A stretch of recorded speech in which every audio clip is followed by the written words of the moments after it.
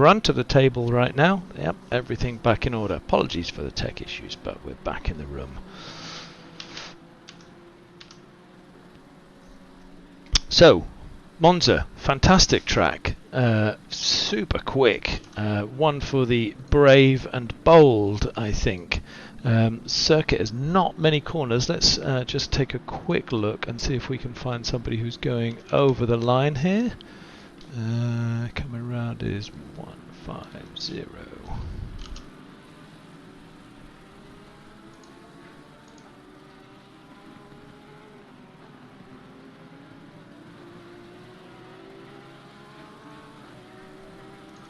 Yeah, let's go on board with our friend Kurjan. If I can just get that out of the way. So, racing down the start-finish straight here into the heavy braking zone, which leads us into Prima Variante, which is basically the first chicane. I will not be calling it Prima Variante all night. It's the first chicane. Very tough, very tight, as we then head into Biasona. Very fast, flat out on the right hand side here as we accelerate round, pick our braking point just after the boards on the right here into the second chicane. Again, very heavy braking, not quite as tough this one, but heavy sausages on both the curbs to stop people from cutting the corners around there.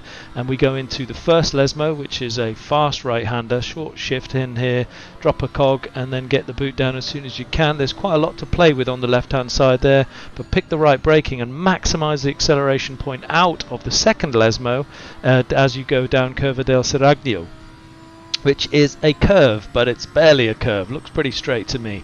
And we go flat out all the way here, picking the right braking point, glide over to the right into the Ascari, which is a fast sequence of chicanes, left, right, left. And as we see a spinner in front of us, I think that's Barton, we finally head into Parabolica Curve, which is a very famous corner on the Monza circuit. Very fast, but it's kind of shallow at the start, or rather tight at the start, and then it opens up, so you can really get the gas on relatively early and drift out and take as much of the corner width as you can to maximize your acceleration back down the start finish straight. Fastest times here tonight are pretty quick. Just looking at the top of the table, if we take the full table on board, Christopher Tverin has given us a fastest lap so far with a 147.670. I can't see any other green scores at the moment, so it's looking like that's a comfortable pole position for Christopher Tverin.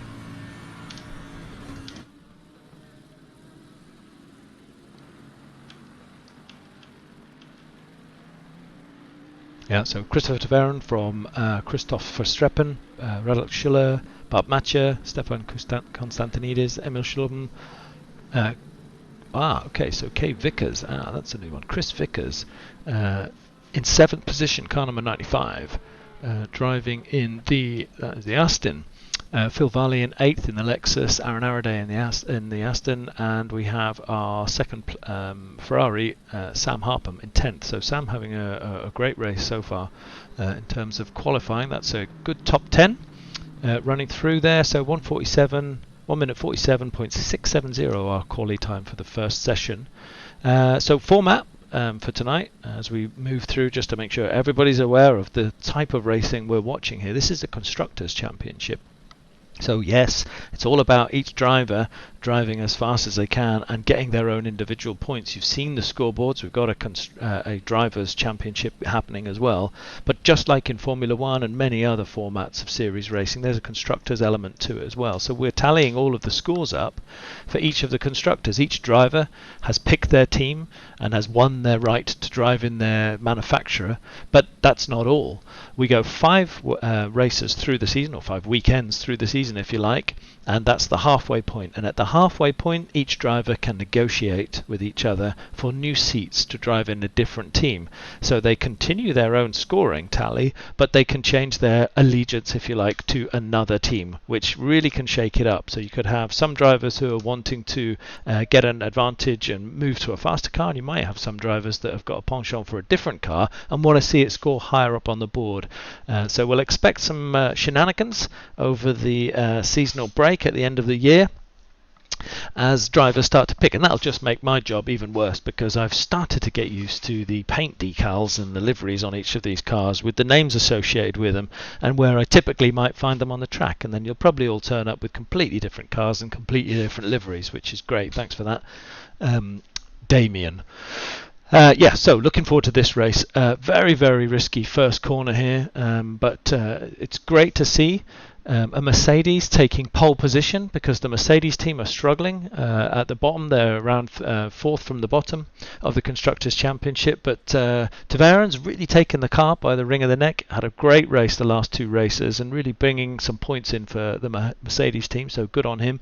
But there you are, Christoph Verstappen at the front. I do not see any speed, so Jake Moore is no longer at the races in this competition as it stands at the moment. That leaves Christoph, Madal, and I think it was not somebody else, can't remember, further down the field, who is looking after the Bentleys. Let's take a quick look. I don't like to leave that behind. Going back here, who are we looking for? We're looking for Ball. There you go.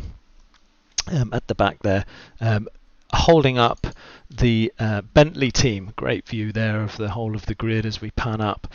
We will do a short start, as we always do here at RWB, so this will be a rolling start with no head-up display. It'll be manual start, so all the drivers will have to keep their distances.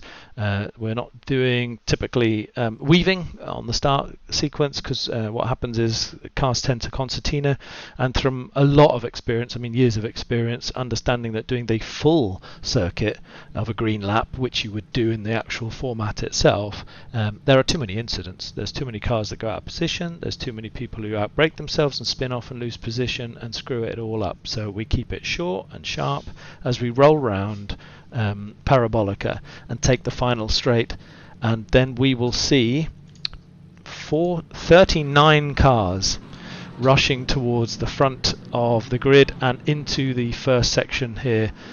So fingers crossed, everyone's been reading the safety manual and understands the dangers ahead of them.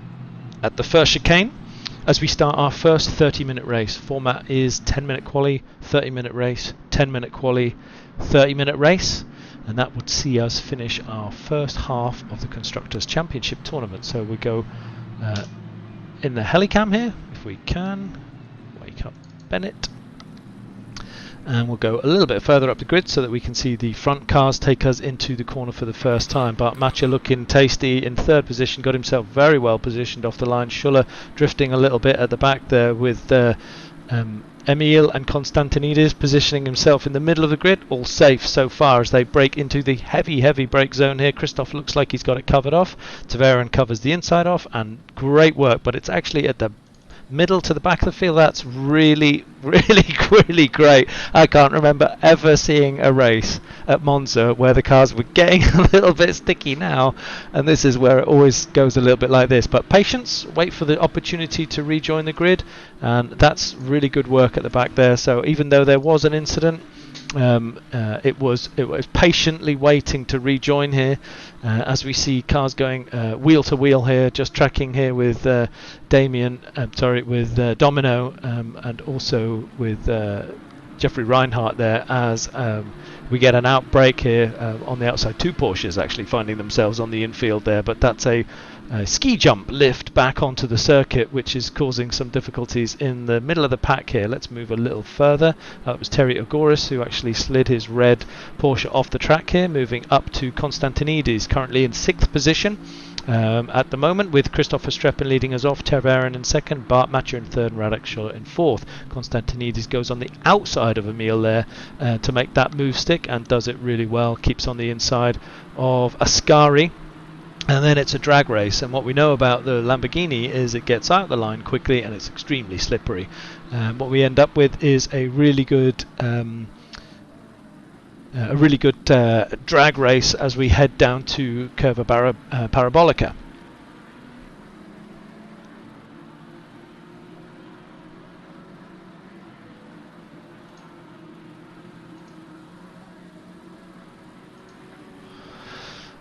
Great race starting so far. Heading down to the first corner, as we track on with Constantinides. Let's take ourselves on board, on the side here to watch the shots as we go round. Just checking, I'm still in good shape technically.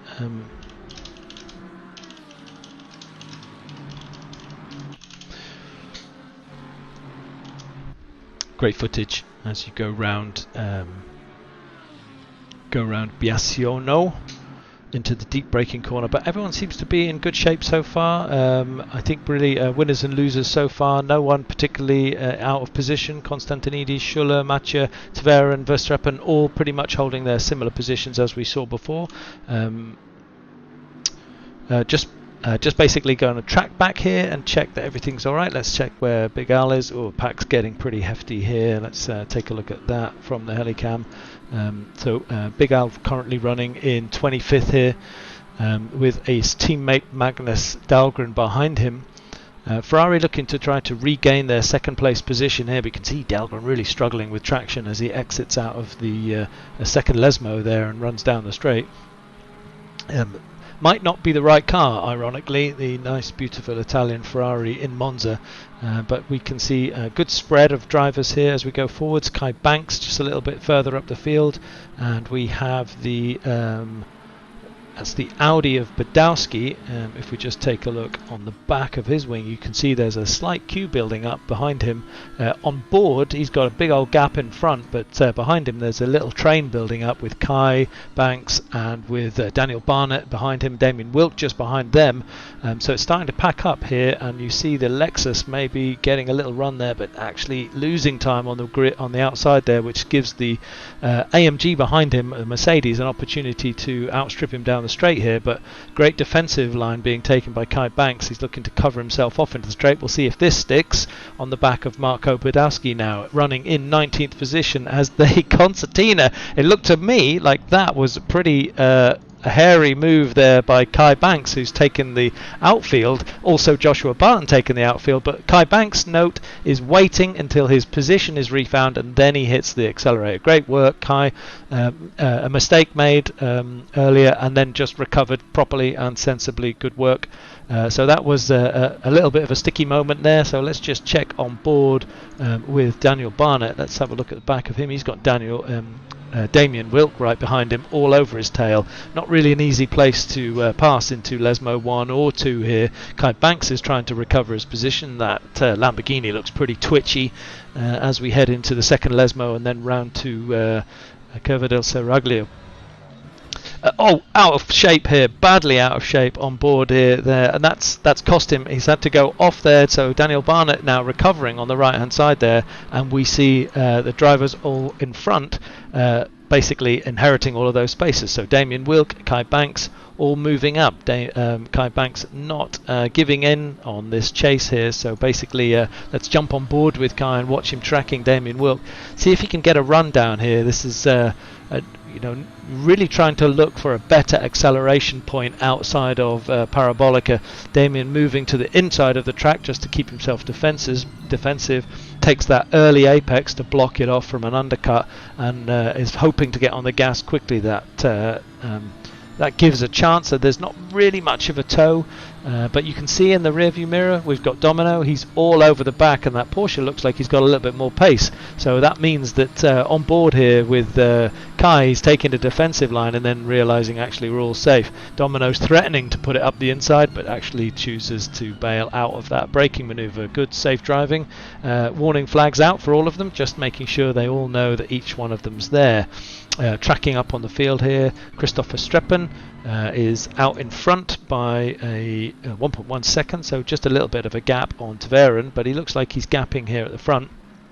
Tverin keeping that Mercedes in second place, running pretty wide there as we go on board, go from the helicam there, with Bart Matcher in third. We've got Radel Schuller with the Honda. Schuller has been in the top 6, top 7 many times, qualified in pole position a couple of times, been leading 2 or 3 of the races on a number of occasions, but doesn't seem to have the luck for the distance of a 30-minute race. Either he's having issues with the car, or he had a connection drop last week, or or a couple of weeks before, and so it's been, this Honda could have scored probably a good 70, 80 more points for the team had Radal been able to hold it together through the race and hadn't had some of his technical issues that he'd had. He had a couple of clouts as well on the way, but he's keeping Konstantinidis at bay at the moment, and Emil behind them, tracking behind. Aaron Araday is our second running, Chris Vickers is our front running Aston Martin, with Aaron Araday just a little way down the road behind, and Mad Al in ninth. So Mad Al got the fever this week. He's got a taste for it with that BMW creeping up behind him. You can see the straight line speed of Nate Newcomer's BMW just creeping up on the two of them there. This is looking interesting, and we'll go on board with Aaron Araday and take a little look on the back there just to see how that looks. We've got Mad Al, who's our second place Bentley driver, in ninth position, had a good run so far. He obviously enjoys this particular circuit, keeping an eye, keeping the points scoring up for the Bentley team. Behind him is Nate Newcomer with Xavier Eugeni in the second BMW. So BMW putting in a defence of their position here, which is good. If I just put up the Constructors Championship table there on the screen, you'll be able to see where we are in terms of standings. The BMW is in very close contention with the Lamborghinis and a few points adrift with the Aston Martin. So as it stands, looking at the table here, Konstantinidis is keeping the point scoring high for Lamborghini, which is good news.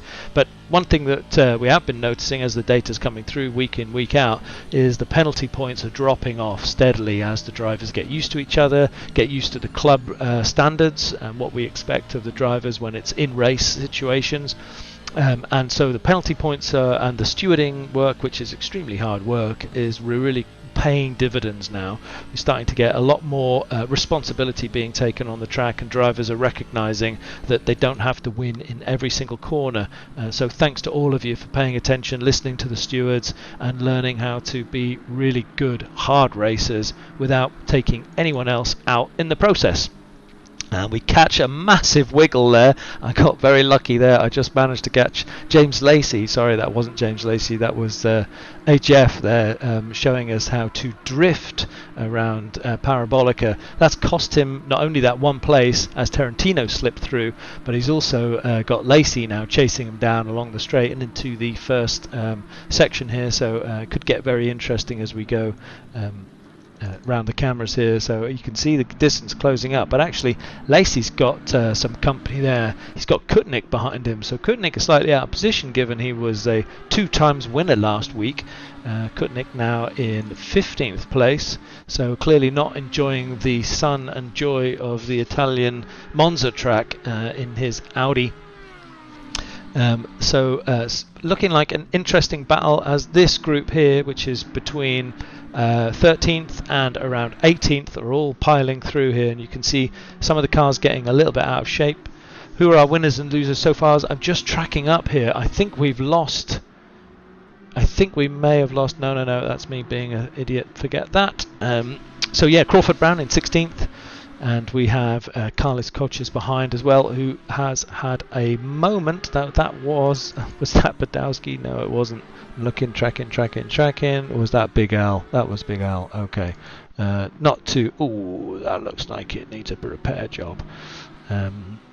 Pretty soon, actually. Half the car hanging off. So let's leave that and pretend it never happened.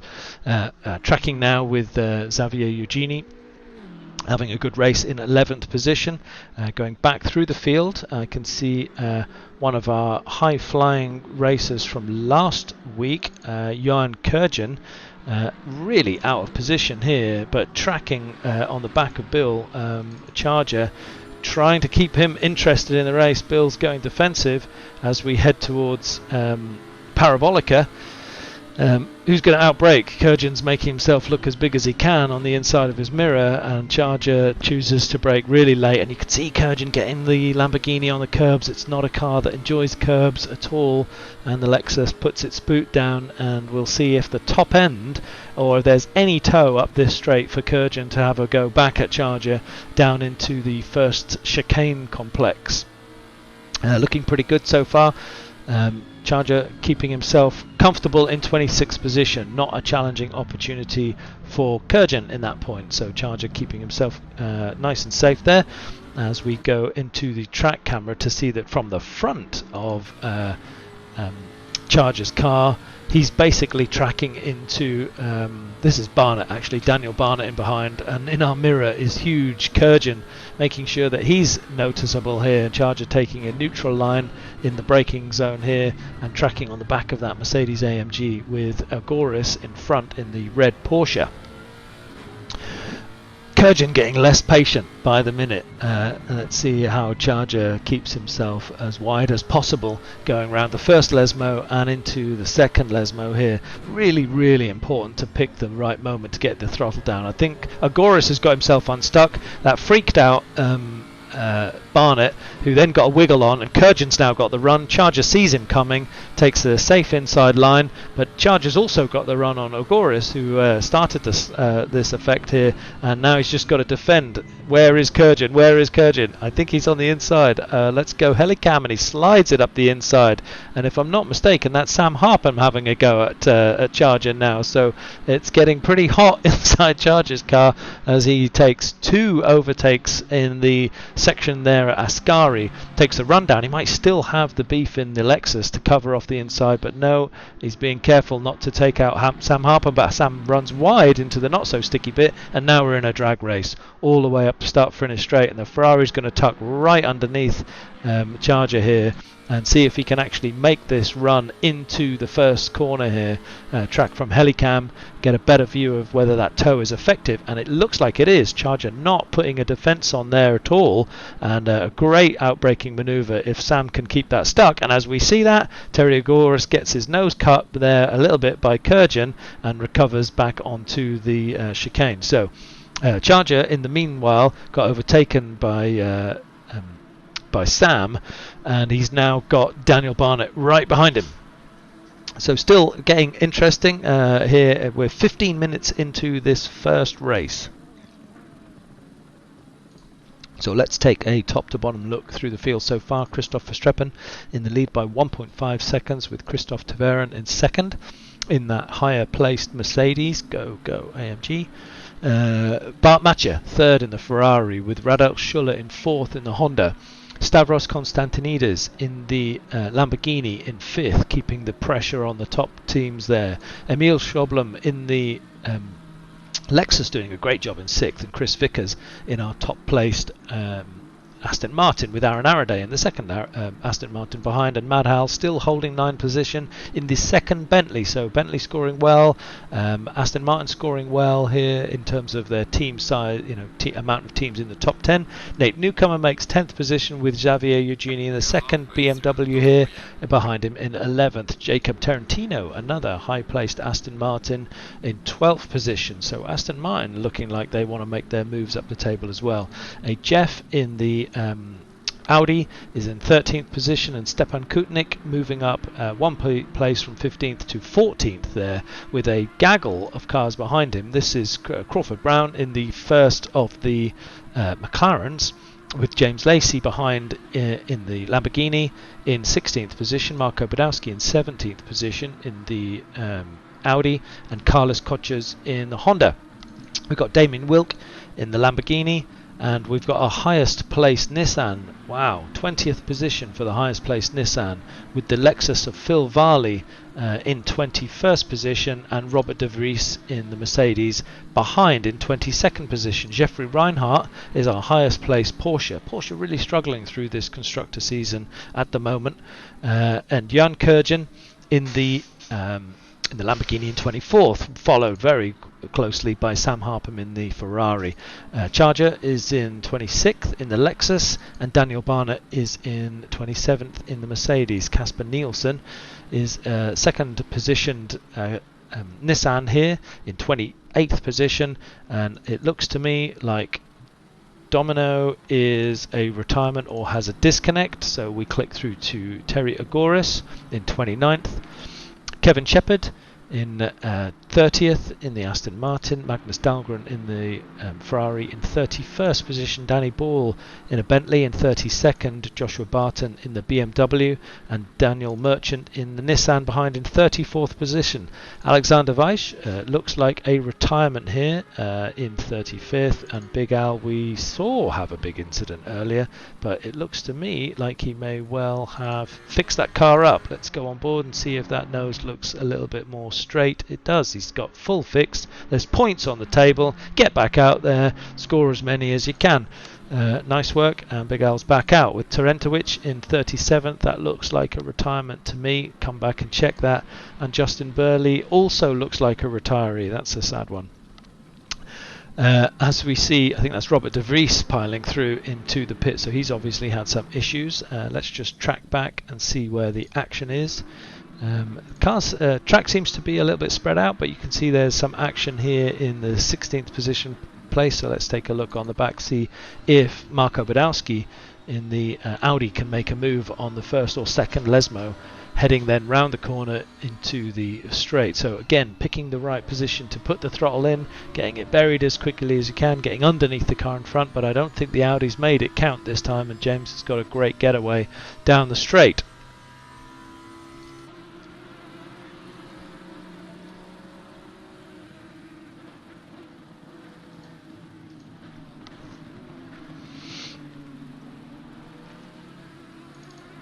Track back, let's have a look through the field. We've got Damien Wilk. We'll go on board with Damien as he's tracking on the back of Carlos Kodges, diving into the final corner here. The Parabolica seems to be lacking a little bit of grip there. Opens the steering wheel up to get as much acceleration as you can, as much traction in the tyres without any lateral loading on them, so really trying to really eke out as much grip as you possibly can while sliding in the power. No gains there on the straight, and we look like we're braking around the 150 board mark, and careful, and as we track on the back of that Honda. It's not a Honda, is it? Yes, it is a Honda. Okay, so just looking through here, we've got Nielsen looking like he's in a potential scrap as well. Let's go on board with Casper Nielsen, who is 0.99 seconds behind Charger, so he's got his barrel on. That was a nice exit as well out of the first chicane there, so Charger might find him breathing down his neck as we go into the second chicane here just round the corner.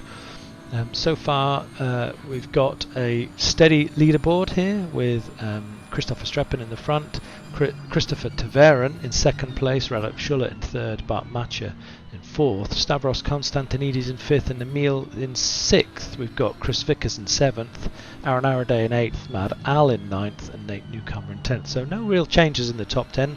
Looks like the grid is basically spreading out, and there are some battles to be won here with just under 10 minutes left of the first race.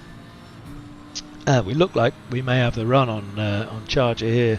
He's gone to the right, he's offered us the open door, and I'm not sure we can take it unless we take a very deep line, and that's what we do. Keep it on the inside. Good work. Leave enough space on the right. Really nicely done there from Carlos there. Great stuff. And Charger going as wide as he possibly can to get the run on the outside here. He looks like he might have made that stick. So it's Nissan versus Lexus here as we pile down into the Parabolica for the 11th time in this race. Short circuit here, very quick circuit, and Charger holds him off. So it was a good challenge, safely done around Ascari, but we couldn't make it stick, so Nielsen wasn't really able to make that stick, but he's got the run again, might have another look, and these two continue their battle with 8 minutes and 50 seconds left of this first of two races tonight. Let's track back and look at Daniel Merchant. He looks like he's in an interesting position. Did I miss that one, or is that bad timing? That's bad timing. Danny Ball on the back of Dahlgren here, on the back of Magnus Dahlgren. This Bentley's got a lot of grunt. Dahlgren goes on the inside there, and we go outside to see whether we can make this move, and that's a great move there. Nice work from Danny Ball, keeping that Bentley safe. You can see how jumpy the Ferrari is behind. It's almost like the Bentley is on an air cushion and the Ferrari is on a rigid frame, but that's a really, really nice overtaking move. He's got to get this exit right so that he keeps that, but it looks to me like the Ferrari's right underneath the back of him here. See how this run happens as we head towards Ascari. That's a pretty significant gap. Good overtake by Danny Ball there.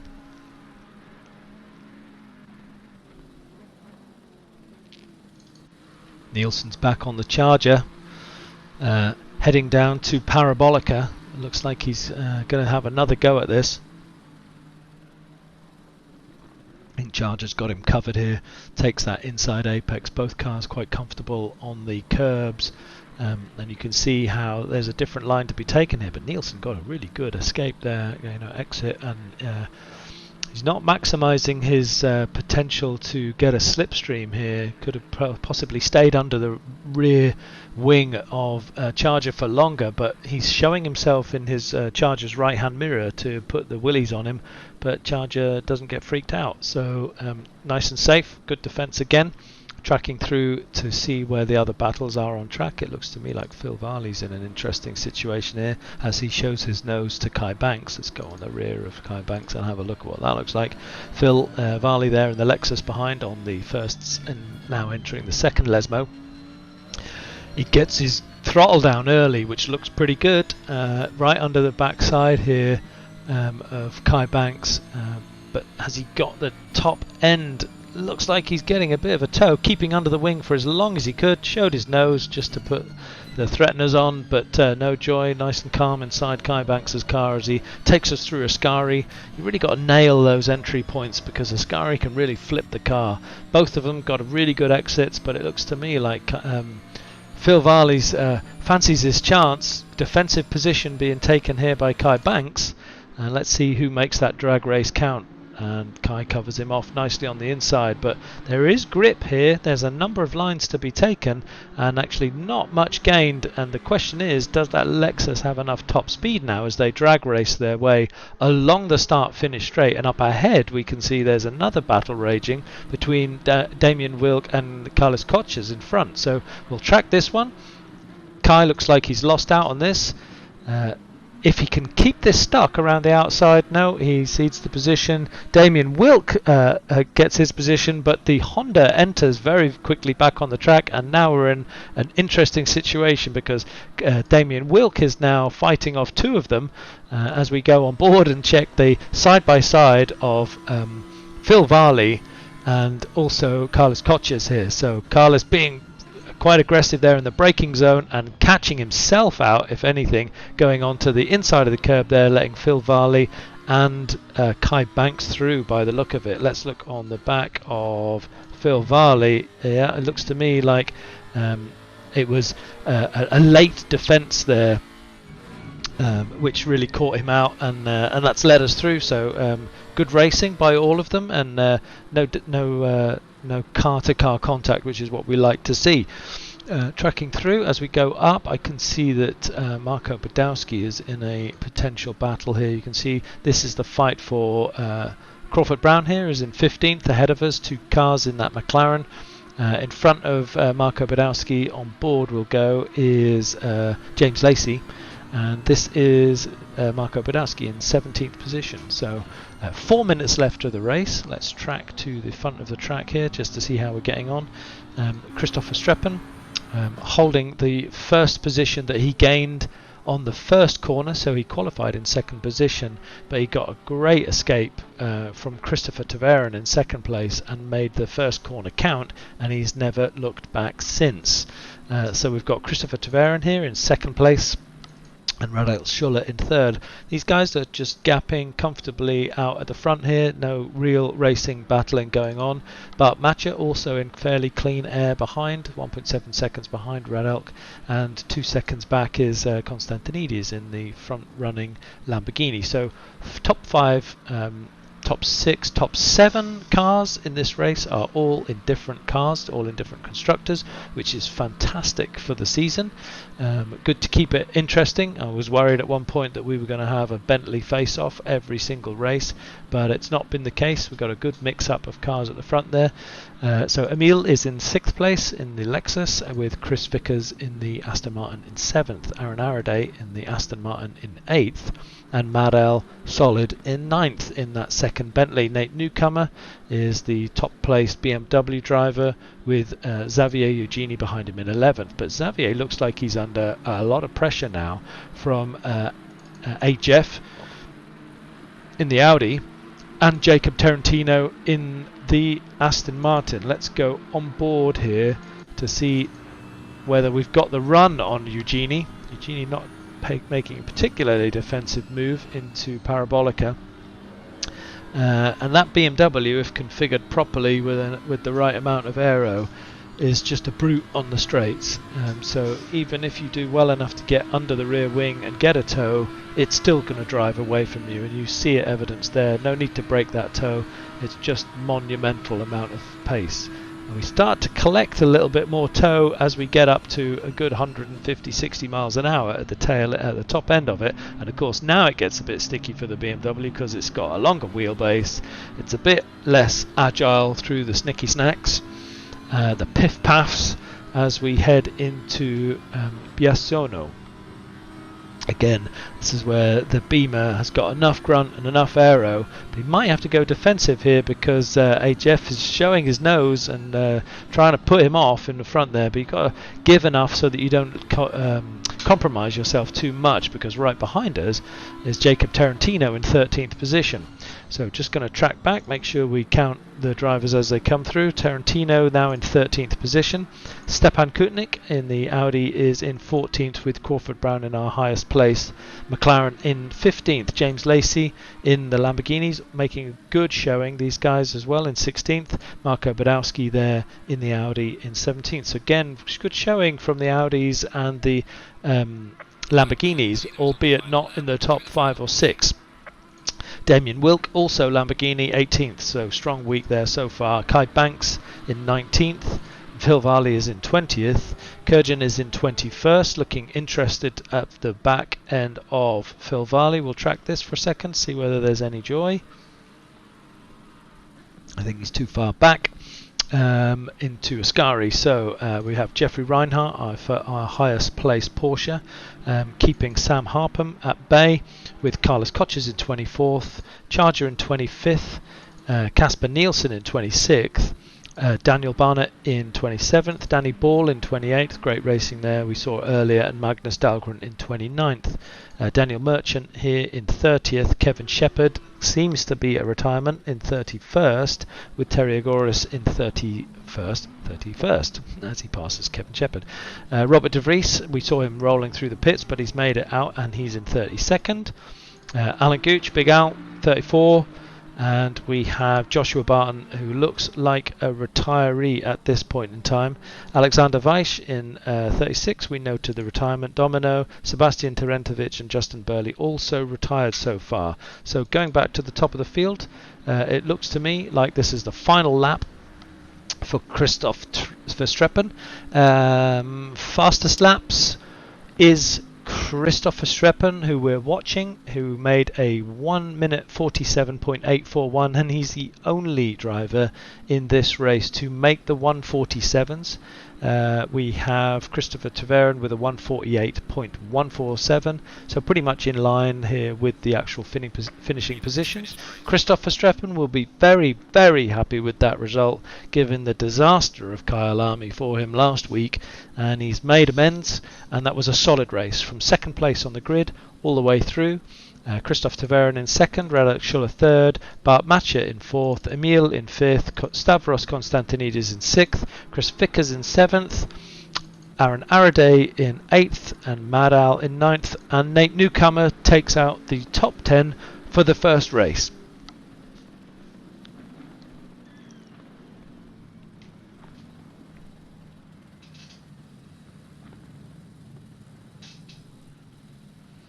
Great racing. We'll take a little break and be back for quali.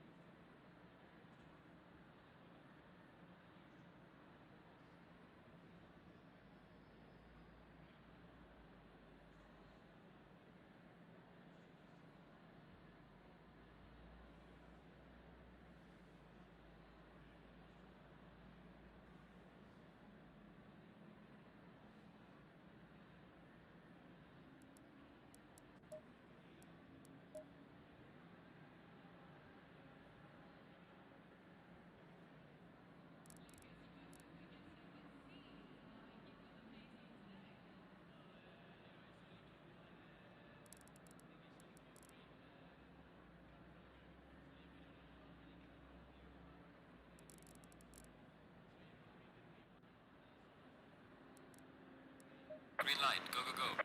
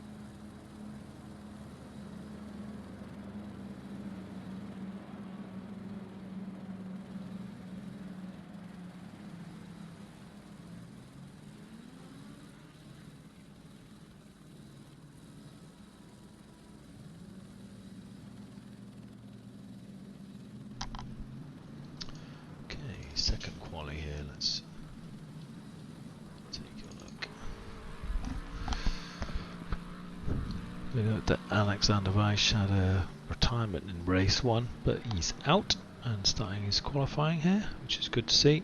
Keeping on the server, watching the race, and then jumping in for the second race. Many points to be scored. We've got a couple of laps out. Radek was one of the first drivers out, so he's put in an out lap time, and they start to file through.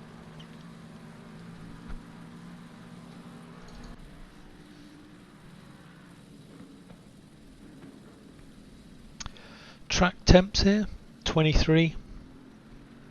Perfect racing weather. No chance of change with optimum track conditions, so this is a nice rubbered in race circuit on day 3 of a race weekend, which is perfect. You get the maximum out of the car with these sessions. These will be very light cars in their quali setups, so most drivers will be picking a different setup for the quali session with a very low amount of fuel, different types of setup to get maximum pace out of the car for a very short period of time, and then loading the cars slightly differently for a 30-minute race, albeit not fully fueled, but certainly with a few tweaks to the setup to make sure that they can maintain the pace without getting the pressures too high in the tyres. Game is very sensitive, or sim is very sensitive to tyre pressures, so it's important to make sure you balance that correctly. No times through yet, still everyone's on their first fast lap.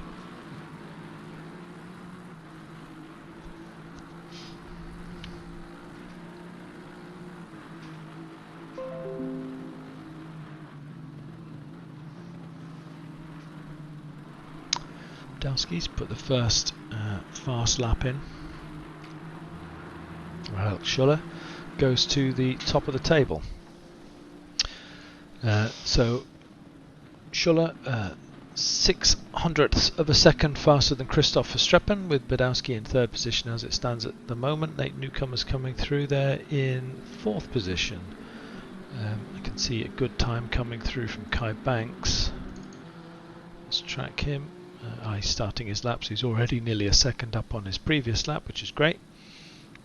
Marco Badowski in 5th currently, but 0.3 seconds up on his lap, and some other greens as well. Just tracking back just to see who's making moves up the circuit here. You can see Stavros Konstantinidis in 3rd place here, 0.744 off our fastest time of 1 minute 47.898.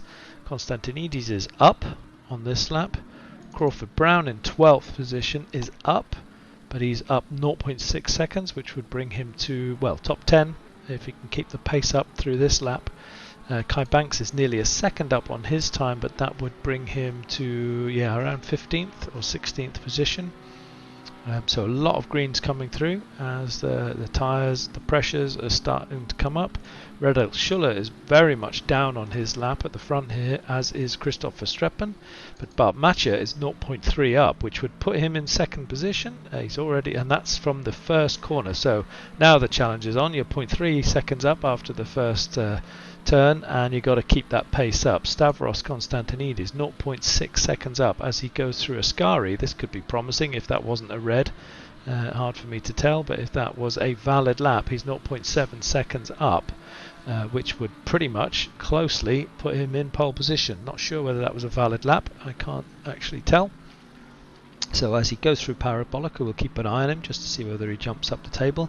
Behind him in 6th position, Aaron Araday is 0.6 up on his, which would put him up higher as well. Christoph Taveren, right underneath our noses, has just put in the pole position time, putting Radek in 2nd and Christoph Verstappen in 3rd.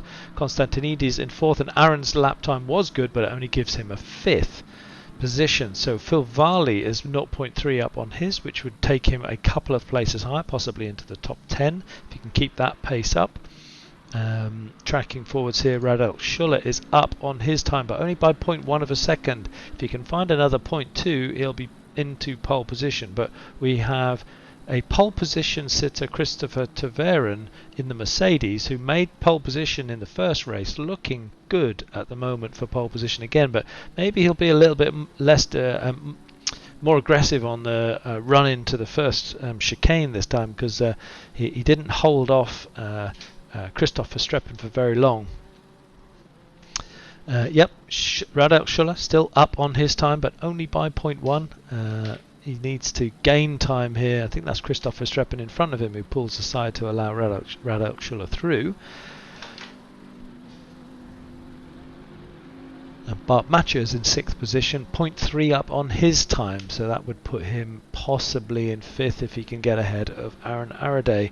Marko Badowski 0.5 seconds up on his, and Nate Newcomer was running 0.9. So Nate has moved into 7th position as he passes the start-finish straight, and Taveren holds on to his first position. Schuller making a second. There's 2 minutes left of this quali session, so this is the last bingo efforts. But Matcher's 0.4 seconds up here, as we see James Lacey going a little bit wide there.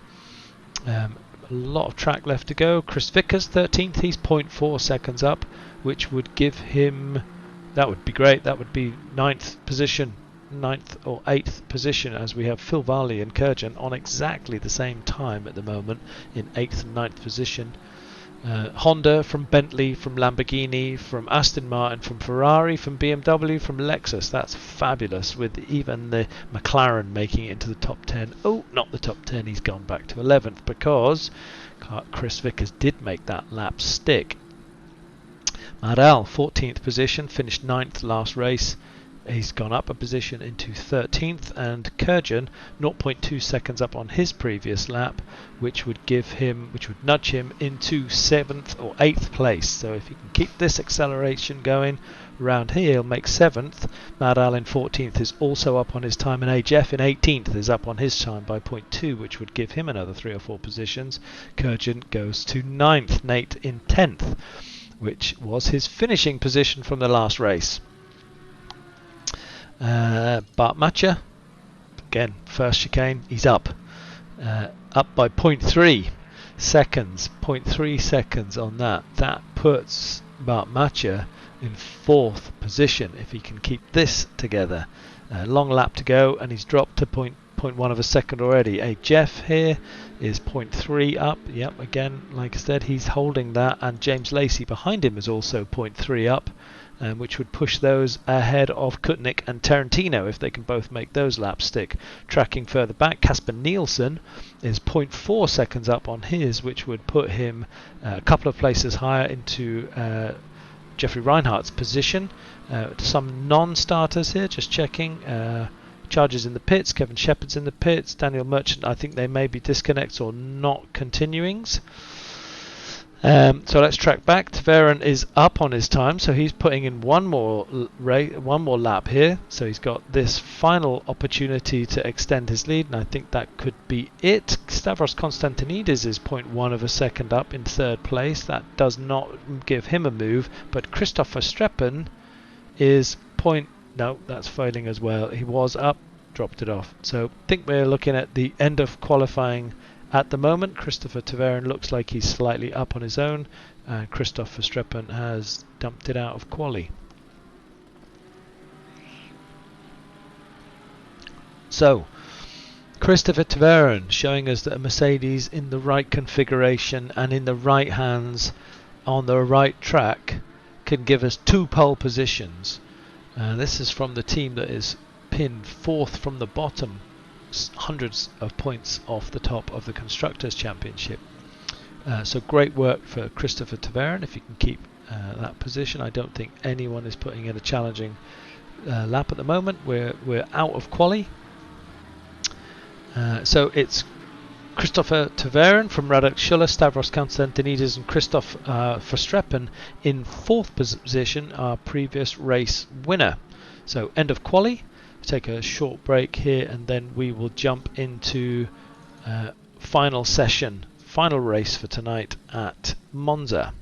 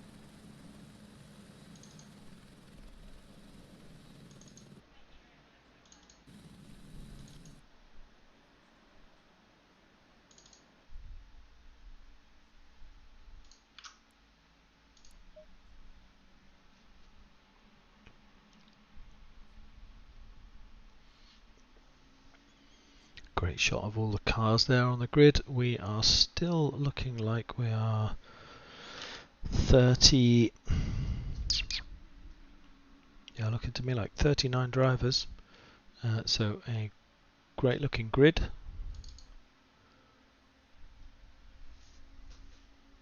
Final setups. Possibly opportunity to go to the toilet. Have to be quick if it's only 2 minutes though. I mean, the toilet needs to be in the next room basically to be able to pull that maneuver off. Have a drink, get yourself calm, try to manage your heart rate for the second race, which is basically a 30-minute sprint. And that's one of the great things about the format here. It's 2 sprint races with 2 qualies in between, so it's pretty intense. It's not like endurance racing where you can settle in after 20 minutes and start to find a kind of a rhythm and a navigation around the track. This is just full on, every corner, every apex, as fast as you can make it. Defensive, bullying, pushing. You're fighting for positions all the time. It has to be a kind of a tempered aggression that we're looking for from all the drivers here. And that's one of the things that's been enjoyable, is to see how each of the drivers responds. I know there's some stewarding that has to happen in order to make sure that everyone is respectful of each other on the track. And that's something that really is a learnt skill. It's not practicing with a 40 big grid is not something you get the luxury of doing. You only ever really get 40 cars on a grid like this when you're racing. So the more you race, the more you understand where your car is and where the other cars are, the better everyone becomes as race drivers on the circuit. And I think that's one of the most rewarding things about getting into RWB, is the fact that it's a process that you can actually get advantage from. There's plenty of driving academies. We can actually work with drivers and improve their skills by giving them training. So there's a real shared interest in everyone being fast, everyone being competitive, but everyone really being as fair as you can be to each other. It's about respecting each other on the track. I'll shift the camera as we go through this short startup to the front of the grid. Track time is 7 PM, so you've got the nice sunset around this beautiful Monza track as we watch Tverin and Schuller, with Tverin in the black Mercedes on the inside, Constantinides behind them, and Verstappen on the second row as well. Tverin looking to see if he can be a bit more aggressive as we go green, and Bart Matcher gets a move on.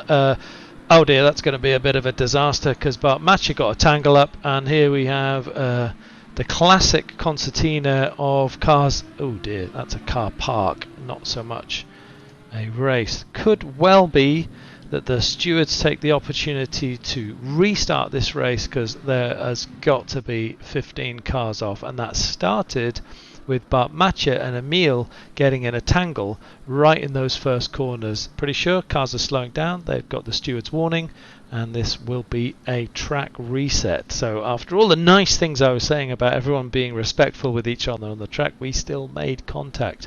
And if the contact happens at the front of the grid, that's it.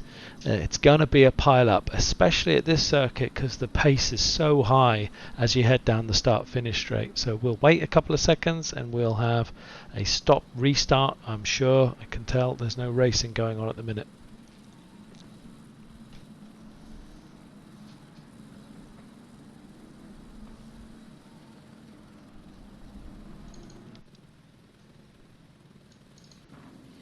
It's very difficult when you're at the back of the grid. You have no real awareness of what's happening at the front of the grid, and when you get a pile-up that starts like that, even when you see it, because your eyes have to be high up looking ahead, you have to see the whole picture.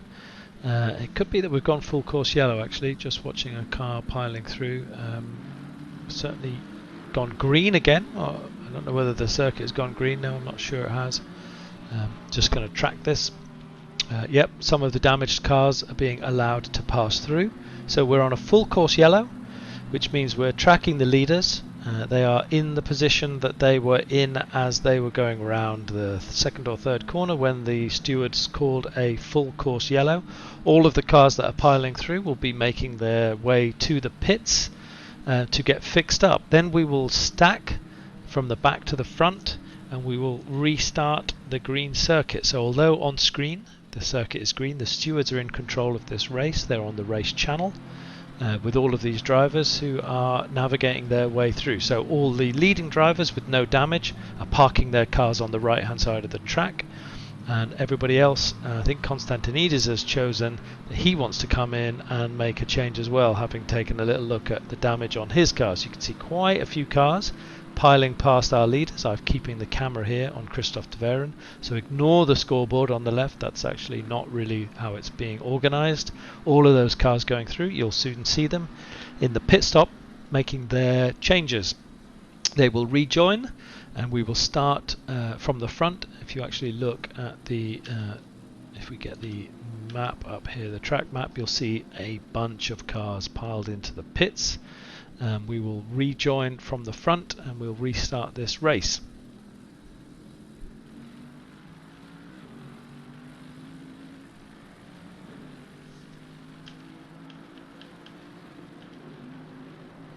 And we're back racing. All of those cars in the pits will be getting fixed up, and the race leaders are now through. We're through the full course yellow and we're back racing. And I think the concentration has been lost, because at the front here he's lost position there, Christopher de Veren, and he's getting mugged now by Schuller and by Christoph Verstappen on the outside of him. So lost his braking point. Maybe the brakes were too cold, or maybe the tyres were too cold.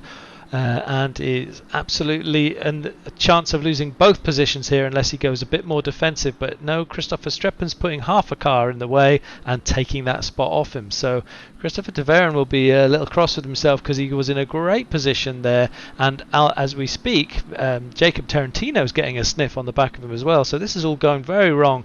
Christopher de Veren was in the front of this pack, and now we're seeing the cars piling through, and Konstantinides is refiling in as well into his natural position on the circuit, and Schuller, you can see ahead, is moving away. So have to have a look about that, just to make sure that that was a legitimate rejoin there from the team. So just make sure that Konstantinides was rejoining fairly, and Radek Schuller continues to lead us off here, with Christoph Verstappen now smelling the chance from being on the 4th position in quali to being 1st position in this race. I'm sure that Christoph will want to finish from last week's disaster with 2 wins here, but as I speak, the stewards must have had a further discussion and decided that this actually was a restart.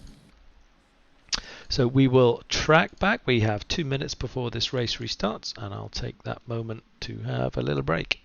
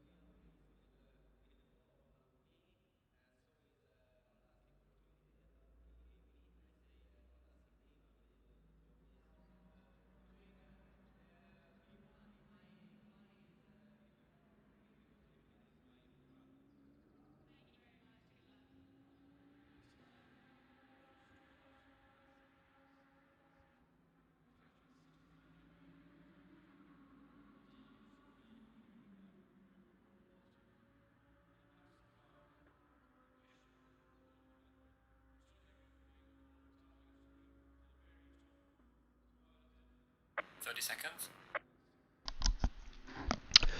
So we'll start this second race tonight for the second time, having had the monster of all pile-ups, a full course yellow, and then the stewards deciding that it was a full restart. So all bets are off. We have 10 seconds before we restart a rolling start here, which gives, I would say, Christopher Tverin an opportunity to reclaim his position from pole position to the front of the grid.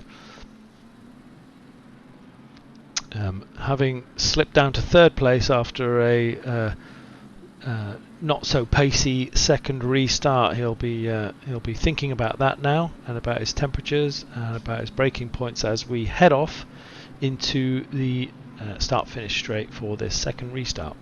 30 minutes on the clock. It's now 7:10 in game. Track temperatures are 19, so we've lost 4 degrees since the first race, which is notable in the performance of the cars as we go over the line for green, and a nice safe start from Tverin. Konstantinidis is interested, putting himself in the middle of the track to cover off Verstappen behind, and Radek Schuller looks like he's going to lose out on second place, and that is the tightest sandwich I've ever seen, and unfortunately Konstantinidis outbroke himself and will need to wait until he can rejoin in third or fourth position. So back in the front goes Tverin. I think he should cede, Konstantinidis should cede second here for Schuller, but not looking like he is. Maybe he is. Which is good work, guys, and that's exactly how to do it. Tracking back here just to make sure that I'm navigating the rest of the field as well. What have we got? Going back here through to 10th, you can see a nice compressed pack. Scrolling back through to 22nd, everyone looks like they're relatively safe. A couple of minor hiccups there back in the pack. I can see, I think the damage was Justin's coming through. Taventovic is not making it through. Danny Ball is at the back at the moment. He's got some work to do. Tracking forwards, everyone is a lot more mindful. So good work. That was a tough second start. Konstantinidis is in third position ahead of Christoph Verstappen, but Christoph looks like he's interested here. Tverin holding on to his first position at the front there with Radek Schuller in second. Stavros Konstantinidis just in front of us here as Christoph Verstappen keeps his car in the middle of the track and picks his braking point and his apex here. See if that Bentley makes a run on the Lamborghini, really maximising the road space there. Looks like he might have the beef. Konstantinidis goes to the inside just to make sure he's clear that he's going to defend, and the chance is on for a late braking manoeuvre here in the Bentley, not known for its quality of braking, but let's see. Nope, chooses a safer option, which is not to do so, and that was close. Emil maybe lost his braking point but held it very well and avoided an incident behind us. Good work as we head up into the helicam to see how the cars are spaced out.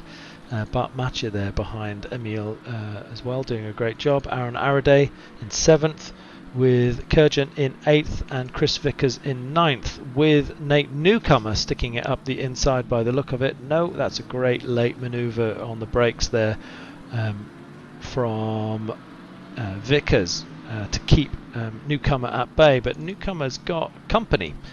He's got Mad Al behind him as the second Bentley puts a pressure on, and behind Mad Al is Phil Varley in 12th position. So these guys are reasonably close in the race as it stands at the moment. Nate Newcomer here in 10th, in the position he was in the last race. Mad Al was a couple of positions ahead, so he'll be interested to see if he can get ahead here on Nate Newcomer. Just gonna pop to the side here and take a look a little bit further back, see how we're getting on. Looking at Crawford Brown, who's holding a very similar race position that he had in the first half, our highest placed McLaren driver here, looking very comfortable. A little bit of fresh air, but behind him we've got Jacob Tarantino right on the back side there of Badowski as we break into Parabolica. Looks like he's got an opportunity there, keeps his boot in, he's running on the inside. Podolski's cutting across him. They've got to be careful they don't touch each other in that speed. That would have been total death for both of them. get right underneath, see if there's an opportunity to make this move. No defensive position being taken by Badowski. He's either very confident or he's going to see the position. We show our nose, but no joy. It's not a place to be poleaxing through there. Tarantino cuts on the inside, but seems to lose out a little bit there as the Audi of Badowski makes a run for it. Just tracking back a little bit further just to spot where the other action is behind. Xavier Eugeni has got Kai Banks for company with Terry Agoris behind him as well, so let's go on board with Agoris. Nice to be inside a Porsche as he tracks a very dodgy Xavier Eugeni, who outbroke himself, took the inside run and picked up on the inside there Kai Banks. A little bit of rear damage here. We'll probably pick that up. You can see there's still plenty of opportunities. We're in 22nd position here, and we can still see all the way through to Robert de Vries, I guess, in 18th, about 3 or 4 cars up. And in our mirror is Joshua Barton and Domino as well. So still fairly compressed here. When you look on the timing board, it's all 0 point something of a second separating these these cars in this group. So this is a kind of a packed up section of the track as it stands at the moment. The Porsche there a bit late on the brake, lost a little bit of position on the road, and the second section seems to find it difficult to get the power down in the Porsche, but not so slow. Terry Agoris in 22nd position here, tracking nicely behind Kai Banks. Danny Ball in 30th with Big Al in front of him, and Big Al looks like he's got interest in his teammate Magnus Dahlgren, and they're both tracking behind Charger in 27th position. So a few retirements already. I think Sebastian Terentovic is in the pits. Justin Burley looks like he's out of the pits. He was in earlier. Daniel Barnett is in 36th and Jeffrey Reinhardt in 35th. Tracking through, see if there's any changes at the front. We still have Christopher Taveren at the very front of this circuit, but let's keep on board here for a minute more and see if we can make any gap here on Marcus Dahlgren in front of us. Sorry, Magnus.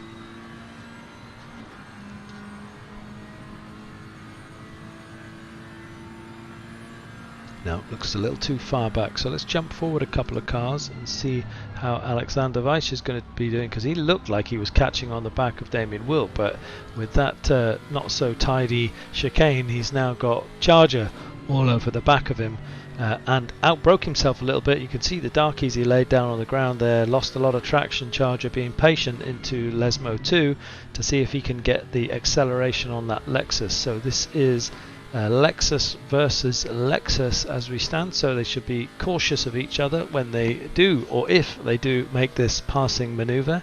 Let's take a look what it looks like from the side of the track. I don't think that's going to be a possibility to make that maneuver, but Charger keeping him close. The Lexus can run the curb quite comfortably, but the Ferrari not quite so comfortably behind.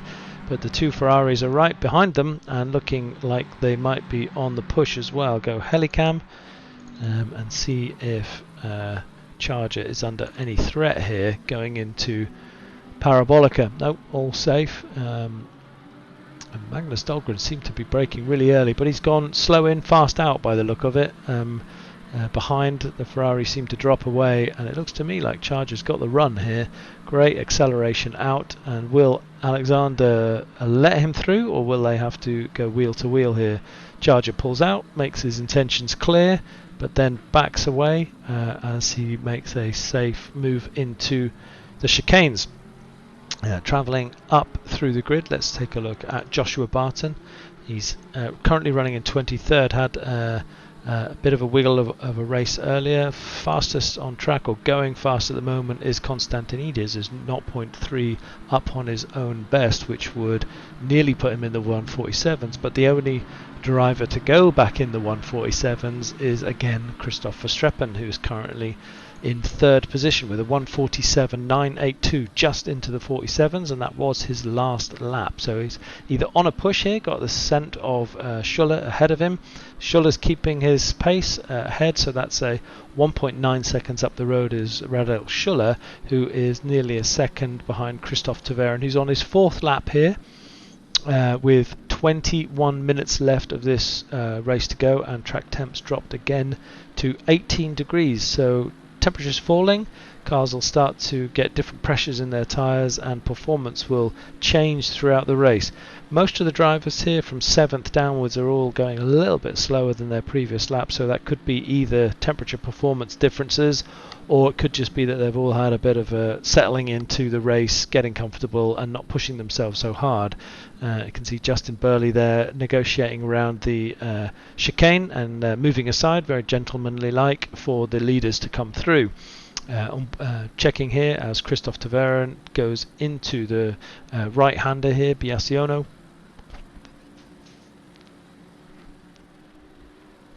Let's just track back. I can see Tarantino was on a very fast lap, but he seems to be dropping away from himself here. Stepan Kutnik in 17th place. Let's go on board with Stepan. He's 0.4 seconds up on his fastest time in 17th position, but he is tracking behind teammate Marko Podowski, who has outbroke himself into the chicane there, and given enough space, Stepan slides through. But it looks to me like Robert de Vries might have taken advantage as well. He has, and slid up the inside of Podowski. So Robert de Vries in the Mercedes here made a move there because of a late braking move, as you see back marker moving aside. Good work. On board we go trackside, and let's have a look to see if there's any other wheel-to-wheel action going on. Looks to me like Kai Banks is in that situation. No, bad timing. He's got Terry Agoris behind him for company, and in front is Xavier Eugeni, who was having a better race in the first race. Xavier is in 19th position, if my memory serves you right. I think that's Kurjan on the right there. Looked like it was a Lamborghini, and looked like the paint scheme of Kurjan, who will have dropped away on the outside of Ascari, so obviously got in a tank slapper or just lost his braking point, as Kai brakes deeply into the corner there. You could see how much entry speed he carried. Very different lines that you can take into Parabolica, and that was a great example of it. He came in extremely fast, and that kind of compromises your exit speed, but it does give you the opportunity, if you want to pass somebody, to really shove it up the inside.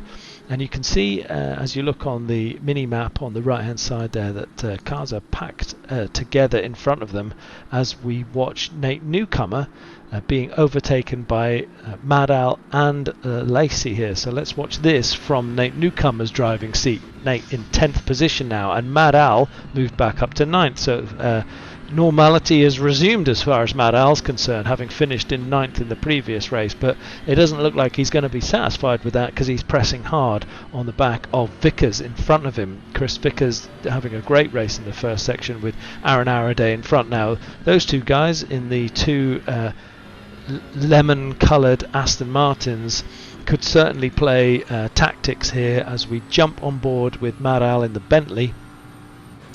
As they could take a holding position. These are great points to be scored for the Aston Martin team in 7th and 8th position, and they could try to basically just box Mad Al into 9th position. So Christopher Streppen, who's in 3rd, had won the previous race, getting a haul of points in, but as it stands at the moment, Radek Schuller has made a move and has taken the lead. So right at the front, if I dive to the front of the circuit here, you'll note we have a new race leader. So at some point Christopher Taverin must have had an issue or lost his position, because he's given that front to Radek Schuller, who is now immediately back under pressure from Christopher Taverin. So these three look like they're going to be in a race. If Christopher Streppen can keep up with these two guys at the front, it looks like this could roll for quite some time, actually. Much closer at the front than it was the previous lap. They've dropped Constantinides now, who is 3.5 seconds or thereabouts behind Christopher Streppen in 4th position. So it looks to me like this is our top 3 race at the moment, and I'll try to keep my eye on it while making sure I track the other action as well in the race. So tracking back here, this is one of the closest races here between Schuller and Taverin. But let's take a look a little bit further back, see how Charger's getting on, and what perfect timing to watch Charger show us how to pass your test through the infield, as he obviously outbroke himself into the first section, and he's dropped to I don't know whether that scoreboard's right drive-through, but Damien Wilk has picked up a drive-through penalty, which can only be from excessive excessive track limits broken. Charger is pushing on the back of Kevin Shepherd here, and we saw the Nissan of Nielsen in front, Casper Nielsen, outbraking himself in the previous chicane, so they'll all have a taste for the back of Casper's Nissan here. So Charger, having probably given up these two positions, is now trying to recover them. Justin Burley has a stop-go of 30 seconds at the back of the grid there, but it's we'll stay with Charger to see whether he can make this count through Ascari. Halfway through our second race of the night. This is the 5th of 10 races in the Constructors Championship. This is the final race in the first part of the series. We have a 2-3 week break over the holiday period, and we will return, but potentially with different drivers in different cars, and that looks to me like that's Mad Al off on the side there. If I go helicam and check where Mad Al is, I think we might have a slight issue. Yeah, no, it wasn't Mad Al, my apologies, it was Danny Ball. Yeah, that was Danny Ball sliding out at Parabolica. Apologies, I like to put the GBs up, everyone. Right at the front here, Radel Schuller keeping Christopher Taverin at bay, only a half a second ahead of him, with Christopher Verstappen in third position, Stavros Konstantinides in fourth, Bart Macher in fifth, Emil in sixth, Aaron Araday in seventh, in close company with Chris Vickers, his teammate, in 8th, with Mad Al behind them in 9th. Nate Newcomer in 10th, so both Mad Al and Nate in the same positions they were last race, with HF putting the pressure on here, under pressure I should say, or it looks like he's passed. Sorry, as we watch that, HF in the Audi has made a nice move through Ascari and has put Nate into 11th place. James Lacey is in 12th. Crawford Brown is spinning off at the end of Ascari. He was in 12th, now he's dropping back through the field. So that's given Jacob Tarantino, so he's gone straight to the pit by the look of it for Crawford Brown. Don't know what happened there. Stepan Kutnik's now in 15th. He's having just passed Robert De Vries. It seems I'm just missing out on some of the action here, but Robert De Vries there is in 16th position, with Marco Budowski for company. Xavier Eugeni just a little way behind them. Sorry, the scores are all going through. So Kai Banks is in 18th. Phil Varley is in 19th. Terry Agoras is in 20th. Domino is in 21st. And Kurjan is in 22nd. Alexander Weiss is in 23rd, with Sam Harpham not showing here, so Sam might have a technical issue. Magnus Dahlgren is in 24th. Big Al's 25th, with Casper Nielsen behind him in 26th and Kevin Shepherd in 27th. Charger is in 28th, with Carlos Koches behind him in 29th and Danny Ball in 30th. Daniel Merchant is in 31st and Joshua Barton is in 32nd. Scores are changing. Jeffrey Reinhardt in 33rd, Damien Wilk in 34th, and Crawford Brown is in the pits. Sebastian Terentovic, Daniel Barnett and Justin Burley have pitted and are not looking to return. Checking on the front here, the gap is now closing between our race leaders, so let's track that for a minute. Radel Schuller was on the first row of the grid here, and managed to pass. Outbroke himself there, Christopher Taverin. He's going to have to go, and outbraked himself also Radel Schuller. Schuller probably does not need to give the position back, but I think that Christopher Taveren was very kind there. He probably could have tried to slide back into second position as those two drivers were fighting it, and Christoph Verstappen was thinking all of his Christmases has come at once, because he's absolutely not been able to particularly close the gap, and he has been slowly closing the gap, and given that there's 11 minutes left, he probably would have definitely been in contention by the end of the race, but that's just made life so much easier for him. So while the other drivers have been really shaken up by outbraking each other into the first chicane, and Christopher Taveren will be really cross with himself, having gone from first at the start of this race, holding it for the first few laps, and now going back to third, but Christoph Verstappen is in the driving seat now by the look of it, putting the pressure on Radek Schuller in first position. So we caught that as they went into the first chicane, and Schuller outbroke himself. And Christoph is now seizing the moment, I think, to make sure it's clear to Radek Schuller that he's right behind him. So if we go on board with Christoph Verstappen and see whether he can make anything happen in Parabolica and down round the final straight. So it could be, I don't think there was any flat spotting, but you could see how aggressive he is on his brakes there. But it could be fast in, slow out. We'll see. This Bentley has got such grunt as we head now down to the start-finish straight, and he looks to me out of range for a pass. There is a late tow on this. You can see we're already at 270 kilometers an hour as the cars go ahead here, but not anywhere near like enough tow. Redlining in fifth gear, no bothering with sixth.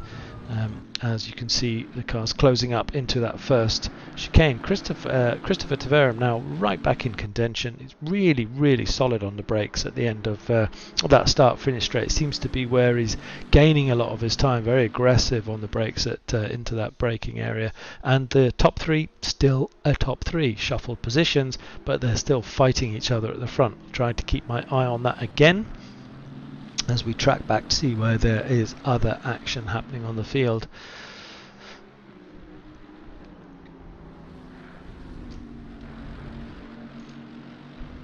Let's go back here. I can have a look at some of the timings. These look like most of it is spaced out, but you can see here we have Daniel Merchant and Danny Ball drag racing to the first chicane. It's great to see from the helicam to see where the braking points are getting picked, but this looks like a safe defence from Daniel Merchant, but great move by Danny Ball, who puts his car on the inside, but he cannot get the gas down. Danny Merchant replay, so it's kind of overtake on overtake on overtake into the chicane. Good moves by both of them, and the Bentley possibly has the opportunity here. Flashing lights not appreciated, no need, he knows you're there. Braking into the second corners there with Joshua Barton getting himself caught out. Good safe racing, don't need to see the flashing lights, and that is a recovering Big Al, I think, in the Ferrari from the infield. So Daniel Merchant doing a great job of defending here from Danny Ball, with Joshua Barton smelling his opportunity to get in on the act. So let's go and have a look at what it looks like from the BMW's view, from Josh Barton's view. These two at it, tooth and nail in front here, and Josh trying to keep in the pace, trying to get himself in this battle. A mistake can happen at any moment, and you can see that Danny is putting it up the inside again, and that's a brave move and great negotiation from Merchant. But this could be the third chicane on the trot where Daniel Merchant puts his boot on around the outside and retains his position. Just fantastic to see. You'd think that Joshua must be thinking it's going to happen any minute soon. I'm going to get my chance to slide through between these two. Great racing, and nice to be on board to see what it feels like from the driver's perspective. Once again, a little bit of contact there, and that might just give him the edge. Josh has smelt the opportunity, and he's dived up on the inside there. If we go helicam, we'll see his slid between the two. So there was a minor infraction there, a little bit of contact between the Bentley and the Nissan as they go filing down to the first chicane. Joshua might be thinking, here's my go. He tries to stick it up the inside, and sure enough makes it count. He keeps himself as wide as possible and sticks his car on the apex of the second corner, and another amount of flashy lights from Danny. Alright, let's go a little bit further up the field. So it's Radek Schuller from Christoph Verstappen, from Christopher Tverin, who's been dropped by 1.5 seconds, so it's definitely a fight at the front here. 6 minutes to go, and Christoph is all over the back of Schuller. Stavros Konstantinidis in 4th, Bart Matcha in 5th, Emil in 6th position, Chris Vickers in 7th, Aaron Araday in 8th, Maral in 9th, A. Jeff in 10th, Nate Newcomer in 11th. James Lacey is in 12th and Stepan Kutnik is in 13th, with Marco Badowski in 14th, Robert De Vries in 15th. Jacob Tarantino is in 16th, with Xavier Eugeni behind him and going for it up the start-finish straight. Going to make this move stick if he can. Oh, very, very, very, very close, but very well done. He has to bail out as Robert De Vries bails out as well. This is getting interesting, and sliding through the middle is the yellow-collared Jacob Tarantino, who says thank you very much. Phil Varley looks to inherit at least one position from Robert De Vries, and now sniffing around the back of Eugenie. So negotiated there. This Lexus looks like it's got the pace down the straight. He's not going to make that move. Great braking again, but he's outbroken himself again as Xavier Eugenie. He's got to cede at least one position, which he does. Will he file in? He files in, but that's it. The Lexus fancies to go, and we're back as we were. And that's great negotiation between the drivers. They make mistakes, they recover, but they give positions back that they would have gained, but they're allowed to file back into their own race position as Phil Varley gets the chance to make a shoot up the outside. But you're going to do well to out-drag race the Beamer up here. Eugenie doesn't seem to even care that he's behind him, because he knows he can make this corner in this braking distance, unless Phil says no, it's all mine. Goes up the inside, a little bit of a wiggle. Eugenie's off track here, and Phil sees the opportunity, but they're keeping away from each other, and there we go. Robert De Vries picks up the position from behind them both. This is how it happens. Phil now has to fight another battle. In 17th place, in 19th place, Kai Banks. Terry Goris is in 20th. Kurjan is in 21st, with Alexander Veitch in 22nd. Magnus Dahlgren in 23rd. Sam Harper not on the server. Casper Nielsen in 24th. Domino in 25th, with Kevin Shepherd fancying a chance to pass. Gets the car out there. I'm tracking where we are. We're heading down to Parabolica, and he's made it count, unless he's outbroken himself, and that the Porsche couldn't quite get the traction down to really slide under. So that's going to be a drag race. Let's see what Aston Martin and Porsche can do. As I track to the front to see that Christopher Tverin is now leading from Radek Schuller, and Konstantinidis and Verstappen in 4th. So while tracking this, if I drop to the top, you can see our new race leader is Christoph Tverin, which can only suggest to me that Radek Schuller and Christoph Verstappen must have had a little tangle or something, because Konstantinidis from 4th has now inherited 3rd, and Christoph Verstappen is now in 4th position from really being on top of Radek Schuller at the top of the board there. Skitching back, I do need to make sure that everyone gets themselves on here. Wow, this looks interesting. We've got Joshua Barton being undertaken here by Danny Ball, whether that's him giving a position back, but the brain melt. But Daniel Merchant now in the Nissan, trying to get that position off Joshua, and right behind them both Jeffrey Reinhardt in the Porsche in 32nd position. Damien Wilk is in 33rd. Big Al 34th. Terentovic not in the race. So let's track back to the front. What's going on here? Tverin has had a right up and down of a race. We are 2 minutes to go. He headed us off in pole position, looked to have control of the race for the good first 3 or 4 laps, then slipped up somehow and let Schuller through. Schuller then pegged him for a few laps, and then I think Tverin had an issue and they did have an issue. They outbroke each other into the first chicane, if you remember, Tverin and Schuller, allowing Verstappen to get on the back of Schuller in first position, but it's all flipped back again, and now we have Tverin in the front in a Mercedes with Schuller and Honda in second. Konstantinidis has been smiling for some time now as he's picked up that 3rd position from Christoph Verstappen, who's in 4th. So our first race winner, Christoph Verstappen, who was looking like he was in with with a chance to win the second race here in the midsection, has now gone back to 4th position, with Bart Matcher missing out on all the joy in 5th position, and Emil for company a good 3 seconds behind him. So spaced out at the front here and looking like they're settling in. Nate Newcomer looks like he's got an opportunity on HF, having been passed 2 or 3 laps before. So as we close into these final 2 corners, and HF's gone sideways, and you could see that Nate came off the throttle there and missed an opportunity to keep the momentum, but he was being cautious not to collect HF as well. But it looked to me like either that was lag on screen or that was a genuine slide by the Audi out of Ascari. Nate Newcomer goes on the outside. It's possible, a lot not easy, as you can see, losing traction. It's just not grippy enough on the outside of Parabolica, but here comes that Beamer. He's got so much grunt, and he did get the power down. HF slides across into the middle of the track, keeps himself neutral, and now it's who can outbrake each other. So if you're Nate, you're thinking, I can go around the outside of the first corner and claim the second, but it's probably not worth it. So he tries the switchback and gets good acceleration out of the second one, but couldn't quite get that power down on the Beamer, and the Audi gets comfortably ahead.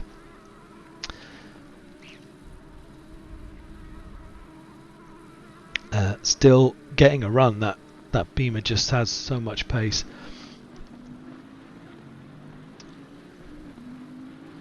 Race looks like it's over, as in the final lap here. Christoph Taveren is going to lead us round, and he has put the fastest lap in of the race as well. He has put in a 1:47.796 from the second fastest on the track, which is also Radek Schuller in second place with a 1:47.811. Third is Christoph Verstappen, the only other guy in the 1:47s, with a 1:47.937. Everyone else 48s, 49s and above. So congratulations to Christoph Taveren as he takes the second race, well deserved, and that was a tough race for him. Radek Schuller comes through in second place. Stavros Konstantinidis solid in third to take that position. Christoph Verstappen sniffed that first but got it into fourth. He won't be disappointed, I'm sure. Chris Vickers is in seventh as he comes out of Parabolica, and that's a good finish for the Aston Martin, with his colleague Aston Martin behind him as well. Mad Al is coming through in ninth position to keep those points coming in for Bentley, with HF keeping Nate Newcomer at bay in 10th and 11th. James Lacey is in 12th. Stepan Kutnik is coming through in 13th with well, that confused me, and now I'm completely confused. Kurjan in 20th, Agoras in 21st, Alexander Weiss in 22nd. Looks to me like Dahlgren's going to make a sprint race for the final position here. Nearly contact, but not. So that's Alexander Weiss from Dahlgren, and we can see Domino coming through in 25th, Kevin Shepard in 26th, Carlos Kochers in 27th. Charger has made 28th. No, he's not. He's made 29th because Danny Ball has slid ahead of him by the look of it on the final corner, leaving Josh Barton to pick up 30th, Danny Merchant to pick up 31st, Damien Wilk to pick up 32nd, I think, on my scores. No, it might be 31st. Great racing. That was a great 2-race session. We had a good start on the front of the grid, so we're looking at a good night for Mercedes from the front of the grid, but actually made it count in the second one. Schuller always in the battle all night, and Christoph Verstappen at the front there. A good haul of points, I would say, for Audi again, who have come through very well in that second race as well as in the first race, and we should see some changes around at the top. So good racing so far. That's the first half of the Constructors' Championship completed. This was what it looked like, the championship table before the evening started. I think we'll see some shuffling here. BMW showing an average position, so not expecting that to change, but I think Lamborghini will have closed the gap a little bit ahead of them. Lexus not putting in a brilliant performance overall, but the Ferraris and the Audis comfortably doing well. Only one Bentley in the two Bentleys in the top 10, which will keep them comfortable position, and that closes out part one, or the first half of the Constructors Championship. So as we go forward in the racing, we'll see many more tracks as we head into the second half of the racing after the holiday break, which will be an opportunity for the drivers to change cars if they're able to negotiate their way out. So thanks to everyone, great racing, safe racing, and really enjoyed it, and looking forward to seeing you all in 2 or 3 weeks time. Cheers.